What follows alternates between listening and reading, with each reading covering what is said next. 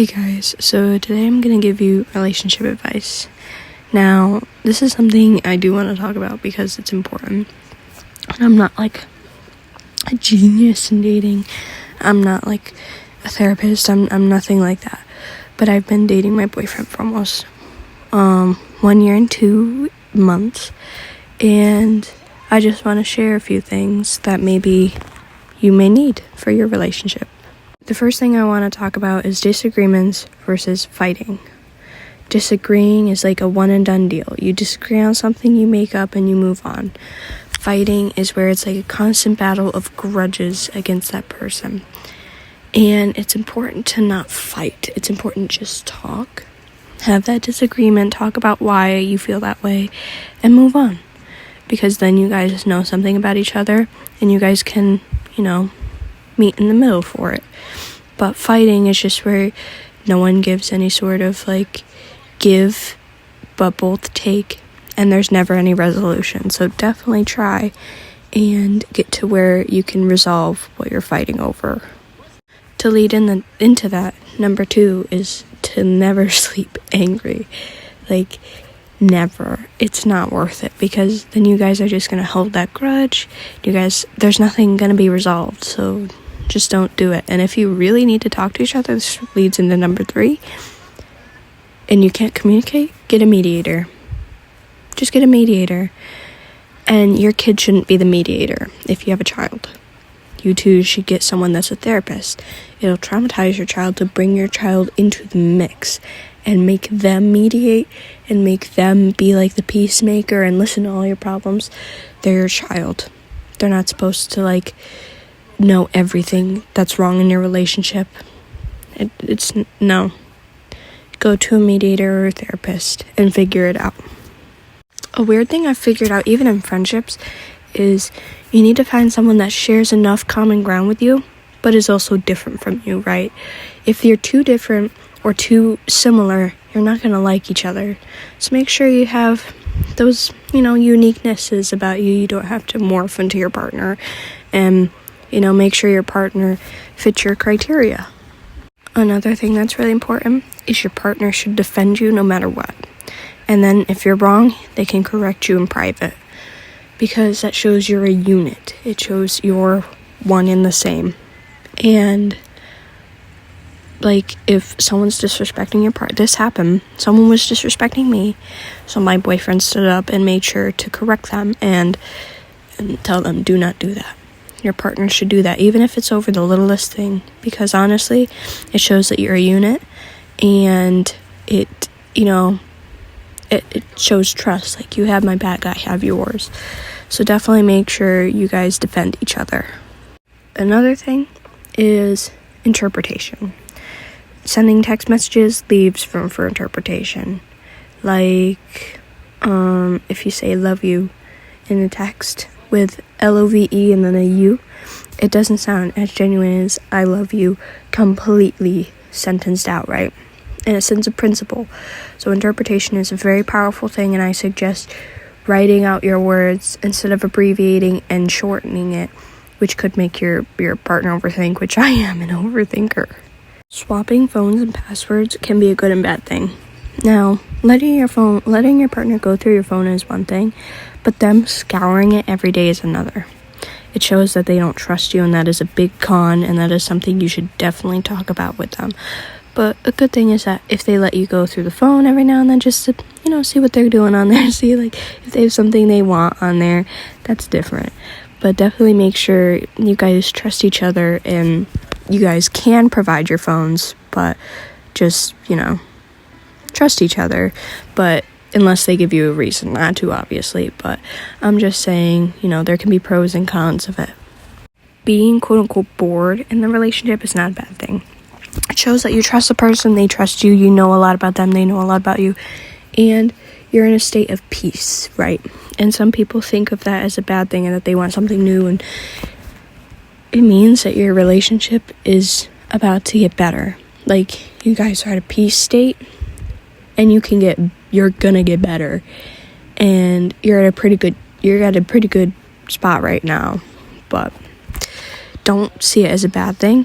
It's a good thing. It just means that maybe gotta spice it up, like maybe go more dates or go somewhere new or something like that. It doesn't mean anything bad at all.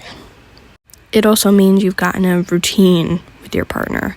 So it's definitely not a bad thing. I wouldn't say it's a bad thing at all. Celebrity crushes should not be mentioned in a relationship. This can make your partner insecure. Like, they have to be better, they have to look like this, they have to act like that, Don't talk about celebrity crushes. I've never really had any celebrity crushes, so I never had to worry about that for me. But like, I'm just saying, if you ever did, don't mention them, because unless they're like funny or weird or whatever, like a long time ago type thing. But I'd suggest not mentioning them, because it could make your partner really insecure and feel like they're not good enough. Be equally yoked. What I mean by equally yoked is believing in the same thing. Because me and my boyfriend are both Christian. But say I was an atheist. What would we teach our kids when they grow up, right? And we would feel like we're not going to go to the same place. So it's important to be equally yoked, so you guys both know you're going to the same place, you both believe the same things, and you both can teach your children the same things. I would deeply suggest being equally yoked, because otherwise it may cause some future problems, and I'm just saying it could cause future problems. Girl or guy friends is fine, as long as A, boundaries are not crossed, and B, there's like someone with you that like bring your boyfriend with you when you're hanging out with like your guy friend or whatever. There shouldn't be any mistrust, and there should be some boundaries there, right? Because you want to keep the trust. And another thing is, you shouldn't have like a work wife or husband. That is unacceptable, and that is disrespecting your partner. So do not have one, and do not let someone say that to you. And another thing about that is, you shouldn't have a girl or a guy best friend. Your best friend should be your partner. And if they're not, do stuff with them. And get your relationship to a level where you feel like they are your best friend, right? But that's just how I feel, though. Do dates that matter, okay? My first date with my boyfriend was not expensive at all. We went to Skate Estate, and we had so much fun. Now, for our first year, we went to Olive Garden. They were both very memorable, but I want to say this. You don't have to spend so much money to have fun. Me and my boyfriend have had many, countless dates in, like, downstairs, just watching movies. That is, like, make memories together. It doesn't have to just be about the money and impressing your partner. It could also be about you spending time with them and enjoying the time and laughing together and watching movies that you guys love, or skating, or doing something you guys love together that'll make you laugh. Like, do fun things, not just expensive things, because the little things matter. If there is a problem in your relation, unless you're being abused, if there is a problem in your relationship, like you guys fight a lot, don't involve your family. Get a mediator, like I said. Because once you tell your friends, once you tell your family, once you involve them in the mix, they are now in your inner circle. They now know what's up. And they now know that they have this flaw. And that could be spread, making your circle even more less with your partner. More opinions will be added to your circle. Keep it to yourselves. Because unless you can have someone that can be that confidentiality, and that will just be there to keep it calm and to give advice, you will have many opinions coming to you. And that will make the views change on you and your partner. It is not worth it. Keep it to each other or get a mediator. It is not worth tarnishing your relationship over. And it can also ruin the trust and possibly make you guys break up because of the extra opinions in your relationship, other than just getting a mediator and talking things out. There is no specific order to the stages of your relationship. Sometimes people are in the honeymoon phase, then the hard phase, and then the ease phase. But some people go through it multiple times over and over. me and my boyfriend have had the honeymoon phase, multiple times of the hard phases, multiple times of the healthy phase. There's no in between. It'll keep going up and down, and it may just be that way for a while.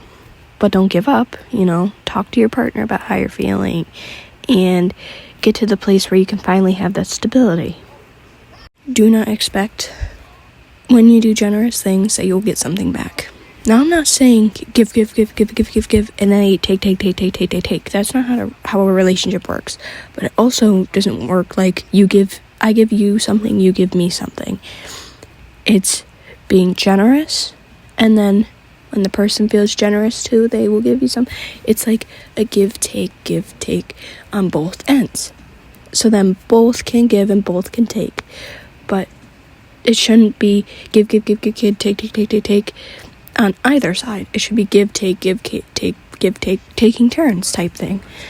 And you shouldn't expect things back all the time, but you shouldn't have to give and they take all the time. Vice versa as well.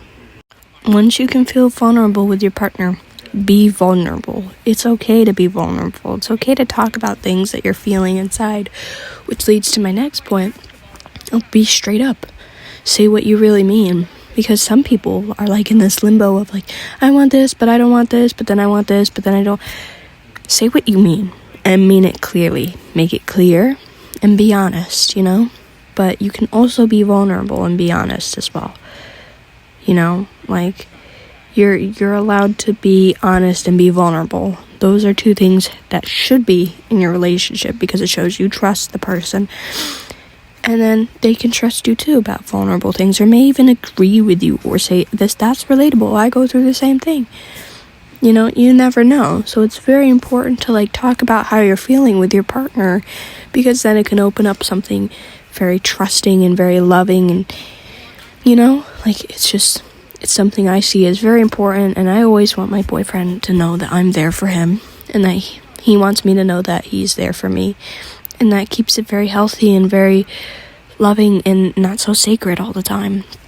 But it makes it vulnerable so we can share with each other, and we don't share those things with other people because we keep it, between each other. That's another thing. Keep what you say, like I said, between each other, because then the big circle, once people know, they're now in the big circle, and now they know what's up, and it's not private anymore, and you may ruin the trust.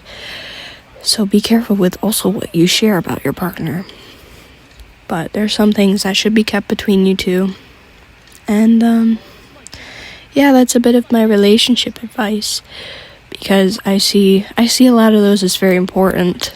And a lot of relationships go wrong because they can't communicate. They can't trust each other. They can't share. There's things that, you and your partner should be able to do.